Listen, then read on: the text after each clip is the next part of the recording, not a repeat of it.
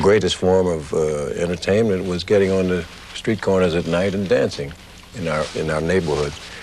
And that developed into going into the neighborhood theaters and competing on amateur nights. And that developed into working with two other fellows, and we formed an act. And that was the beginning. But I didn't like New York.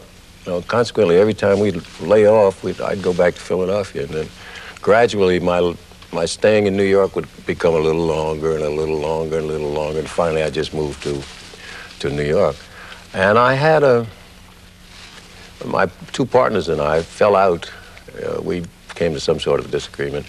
And I decided that I was going to do a single. And fortunately, I lived with a person who was just like my mother. And it was a three-tier house. And I lived on the top floor. And I took all of the furniture out of the room next to mine. And I rehearsed for a year. One solid year, every day, all day. Maybe 12, 14 hours a day. That time I didn't drink. So, this was my form of enjoyment and my sort of form of revenge on my two partners that I'd had this big argument with. And at the end of the year, I came out of that room with the fastest feet in show business. In New York City, there was a club called the Hoofers Club. And it was really a room in a pool room. But the pool room had a restaurant and everything in it, and it stayed open 24 hours a day. And the fellow who owned the pool room liked tap dancing so much until he put aside a room in the back of the pool room, and 24 hours a day, any hour of the day or night, you'd find somebody in that room dancing. And all of the dancers would congregate, and like I'd see Bubbles and I'd get some kind of thought about something, or Bubbles would see Eddie Rector and he'd get some kind of a thought about something, and the guys who couldn't dance at all would come in, and then basically, gradually they'd learn. So it was like a nest of dancers, and all of the dancers hung out. Most every dancer learned a basic thing called stop time, and one dancer would play for the other, and it was a one-finger thing.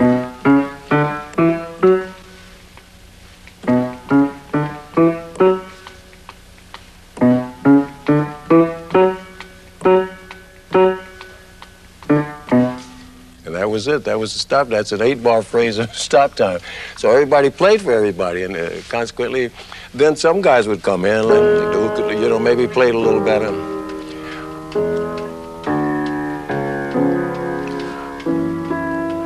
Actually, it sort of taught you a few basic chords, and from then on, the rhythmic pattern is so similar until everybody could just play a little stop time. And then it became like a competitive thing. They'd all bring their shoes, and easily there had to be 25, 30 reputable dancing acts in New York City. I realized the necessity of traveling, of covering stage, and not just dancing in one spot, because for that year, I was just bound to that one spot. But after I got the advantage of working in a rehearsal hall, I started flowing a little, and having looked at people like Eddie Rector, who was probably the greatest example of dancers going from one side of the stage to the other and still in rhythm, I felt that I couldn't leave any space open, any bar space open, and consequently I jammed everything. It's like playing a horn and in that fashion, and I think that was basically the reason why I came out with the fast feet, Every vaudeville show, every legit show had tap dancing acts. There was no, until Agnes DeMille came along with Oklahoma, every picture even, the big Busby Berkeley things from California, they had the tap dancers. All of the choreens, all the chorus people did tap, as opposed to Agnes doesn't like the term ballet as far as she's concerned. It was just another form of dance. But prior to that, tap was the greatest thing in all of show business. Oklahoma came along, and then television came along. And once you've done your act on television, you no longer have an act. Everybody sees. Whereas before, it would take maybe 10 years for somebody to be accustomed, because you work maybe 1 week out of a month, and you'll be in Philadelphia this week, and Pittsburgh next week, and Oklahoma the following week.